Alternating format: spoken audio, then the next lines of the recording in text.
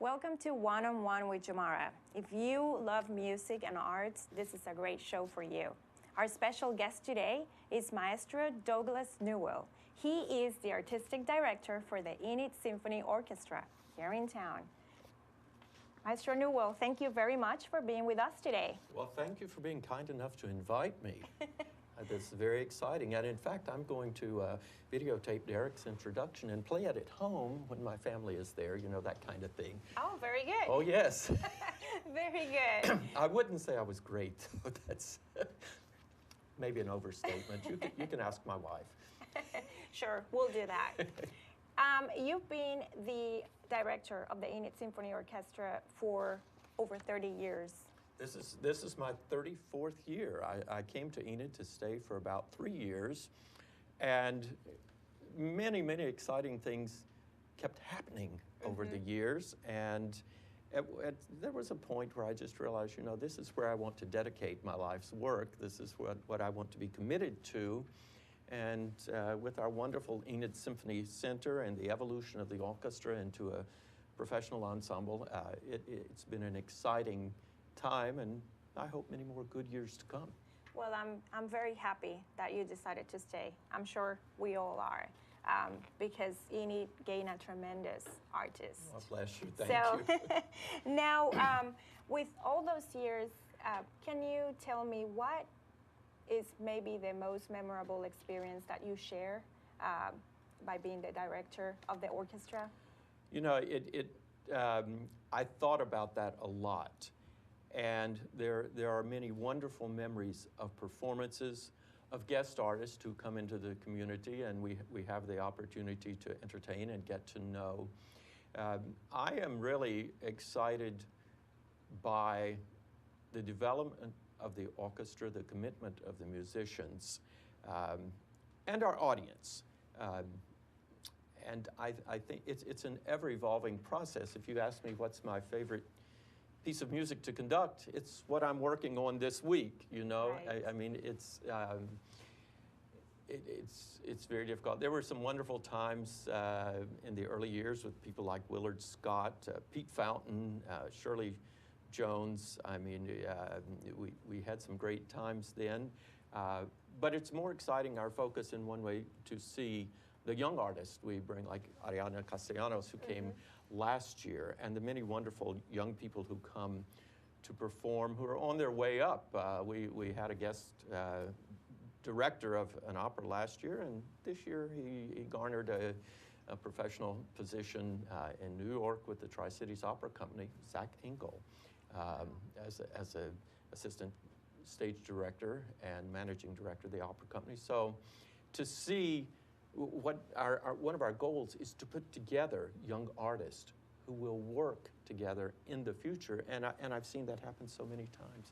So I can't say this point or this point so memorable for me. I think the concert after my dad passed away, right around that time, we did the Mahler Resurrection Symphony, and it was an incredible experience, one that, you know, I'll keep forever. Yeah. So. Well, great to know that you treasure all those memories, because at the time they are very important, right? Every day is a gift. Right. Now, since we are talking about memories and about what makes the Enid Symphony Orchestra so special, what is the mission that you have as the director of the Enid Symphony Orchestra? Well, our mission as an organization is to enhance the cultural life of Northwest Oklahoma through our concerts and through an active involvement in an educational program, which has come to fruition now. So we think that we add, our goal is to add something above the norm, something special, something unique, something that has lasting value, has lasted for many years, and to choose new things that we believe will have an impact on the future, the way music, and I hesitate to say classical music, I'm going to say art form music, whatever you want to call it, but to choose works and artists who will be known by future generations. Now, A little bit before the show began, we talked about the educational programs and concerts that are coming up this year or are currently happening. Can you tell us more about that? This year we have linked up, so to speak, with Carnegie Hall. They have an international educational program, and some 80 orchestras in America in North America was chosen to participate, as well as orchestras in the East and European orchestras. It is a program that is funded by the MetLife Foundation, the development of the educational materials, and it's for 3rd, 4th, and 5th graders.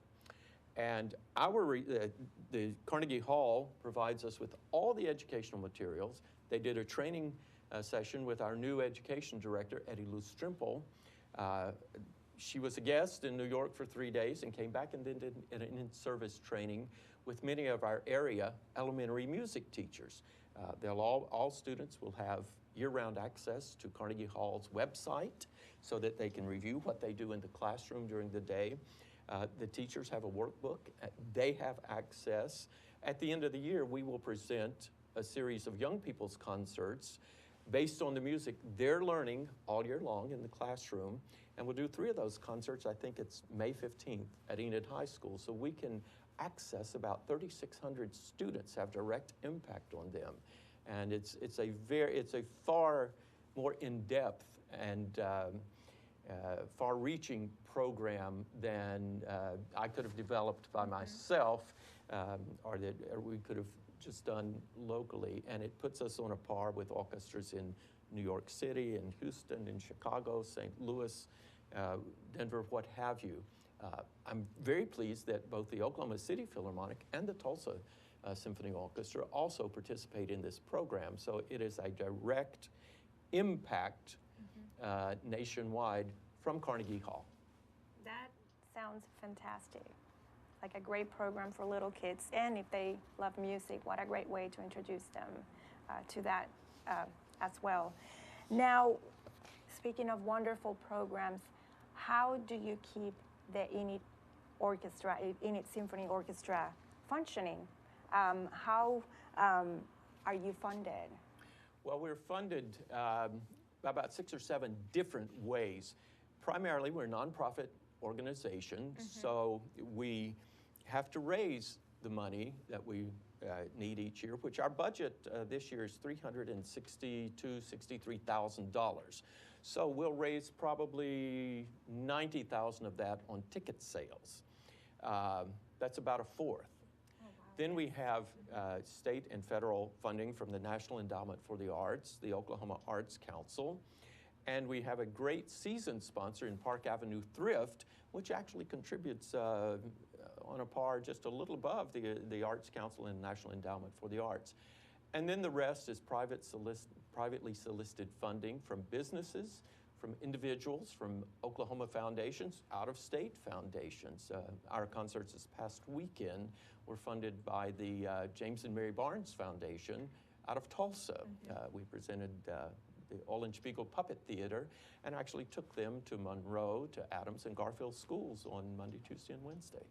Wonderful, wonderful. Now, for anybody that is watching today, if they want to contribute to the Enid Symphony Orchestra, what will be the best way? I think the best way is to contact our telephone number, which I'm sure is going to be on your screen. If it hasn't been on your screen, it's more important than I am. And you know, we also have a benefit concert coming up on the weekend of October 15 and 16. Yes. And that's the Glenn Miller Orchestra. They have been underwritten graciously by Johnny Bowers, the Messer Bowers Insurance Company, and Paul and Joan Allen, so that 100% of the funds brought in through ticket sales go to the orchestra. And tickets are $50 a piece. They're available at the website and also by calling the symphony office. 2 shows. We've sold more than 1 show at this point. I'm not sure the exact ticket count, but there are tickets available. Saturday at 7:30 p.m. for Glenn Miller on the 15th, and Sunday at 2 o'clock. So you can come, you can dance in the aisles to big band swing music and help the symphony at the same time. It sounds like a lot of fun. And we have a gala, not a gala, soiree in January, the last Saturday night in January, which is a fundraiser our board produces. And two of our board members, Jessica Carruthers and Leslie Newell, are spearheading that event. And I can guarantee you it's going to have great appeal. Yeah, it sounds like it's gonna be a lot of fun, and it's gonna be helping the great efforts of the Enid Symphony Orchestra. It will indeed. Well, thank you for watching One-on-One with Jomara. If you want to know more about the Enid Symphony Orchestra and all the events that will be happening this year, please visit their website or call the number on the screen. Thank you for watching One-on-One with Jomara.